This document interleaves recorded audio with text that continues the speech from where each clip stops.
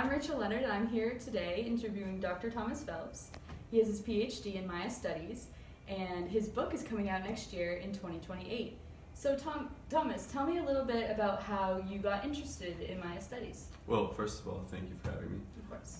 I became very interested in Maya literature during a class I took at Colby College with a man named Professor Fallaw. Mm-hmm. And then I did a study abroad trip in the Yucatan. And later I pursued a PhD in Mayan studies. And I've been fascinated with Mayan literature ever since. So the topic of your book is the Chilam, Balam, which I hear is a very important text in Maya literature, but I really don't know anything else about it, and I'm assuming our audience doesn't either. So could you explain what it is about? Yeah, so like you said, my new book is about the Chilam Balam, which is one of the most important books in Maya history, almost as important as the Popol Vuh, which is the Mayan myth of creation. And the Chilam Balam is actually made up of a series of volumes that talk about history of Maya people and their customs and their culture. So Chilam, Balam, how did that text get its name?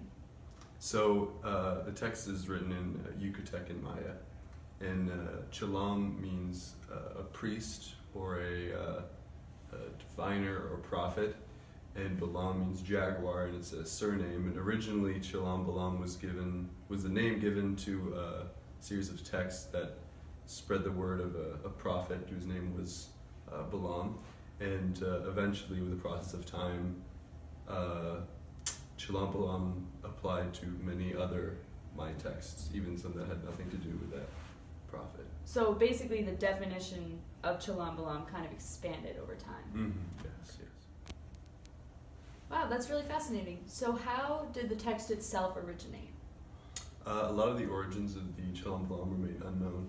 Originally, it was an oral history that was told sometime around the Spanish conquest, and it was written down and compiled between the 17th and 19th century. And three of the most talked about volumes of this book, the Chumayel, Tizimin, and Mani chapter, were all written during the 11th Ahau, which in the Mayan calendar is somewhere between 1824 and 1848.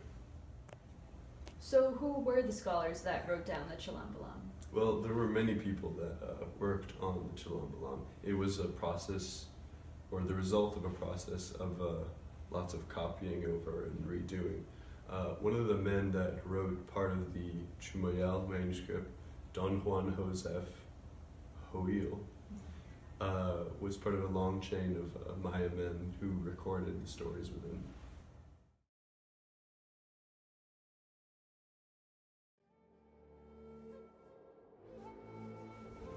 Don Juan, what are you doing right now? It looks important. I'm almost finished recording these 5 chronicles of history. Each chronicle arranges events according to the score of stones in which they happened. I've already copied down the dates of the death of the rain priest, the arrival of the godly people from the east, the smallpox epidemic, the arrival of Bishop Toral, and the death of Bishop de Landa. Is there anything else I should add? Ah, yes.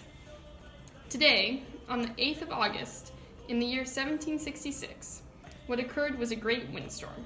I have written a record of it so it can be numbered, so it can be seen how many years will pass until this happens again. So often the scholars that wrote down the Chilam, Balam added their own events. That's right. The Maya sought to discover the rhythms of history, and so additions by the copier, as well as the practice of writing down historical occurrences and prophesizing future events, were ways to focus on the cyclical nature of time. There are even additions to the Chumayel manuscript by some writers that are as late as 1838. The Chilam, Balam has such a fascinating history. For such an interesting set of books, why do so few exist today? When the Spanish conquest began in the Yucatan in the early 16th century, the colonizers imposed their religion, Catholicism, upon the Maya. They did not tolerate idolatry and destroyed many of the jaguar skin books the Maya had. In 1562, one of the Franciscan priests assigned to the region, Diego de Landa, went on a rampage and burned hundreds of volumes. This was a drastic event for the Maya and for the culture because much of the knowledge these volumes contained was destroyed. It also makes learning about the Maya past more difficult for modern scholars. Wow, that must have been really difficult for the Maya to have their books destroyed like that. I imagine it was.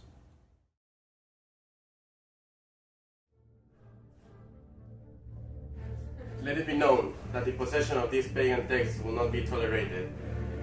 It is my mission to make sure that you are all good Catholics, and I take the possession of these volumes as a personal offense. For that reason, you must burn these books and make sure that this knowledge is not ever transmitted again.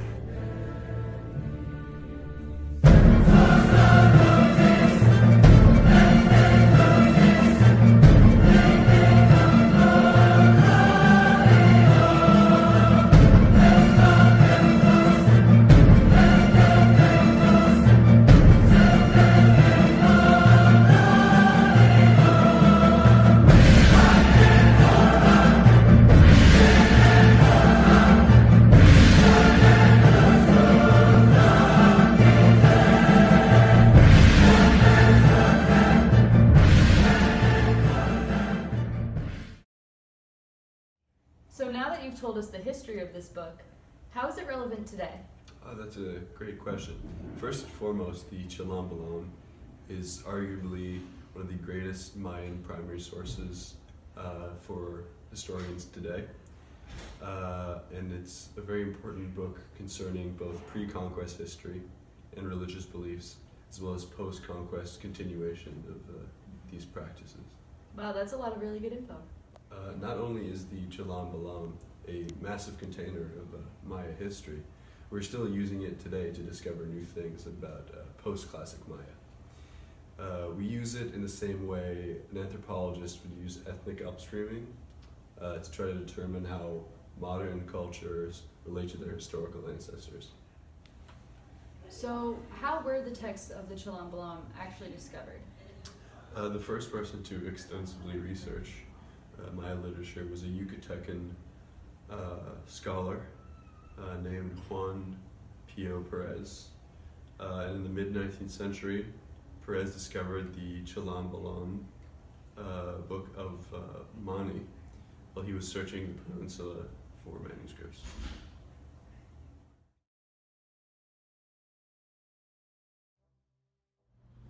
I've been looking for Maya manuscripts for a while now. I'm hoping to find something that'll help me understand the 7,200-day Score of Stones calendar. What's this? This book was an incredible find. Look at this. These are the 20 day names of the calendar. And here are the bar and dot numerals. I must study this and add it to my own codex, so the world will finally have access to this important manuscript. Well, it seems like the study of the Chilam Balam is very important for Maya literature. You could say that again. Well, to conclude this interview, I just want to say thank you for joining us today, Dr. Phelps. My pleasure. I just hope our viewers learned about one of the most important literary sources in all the Americas.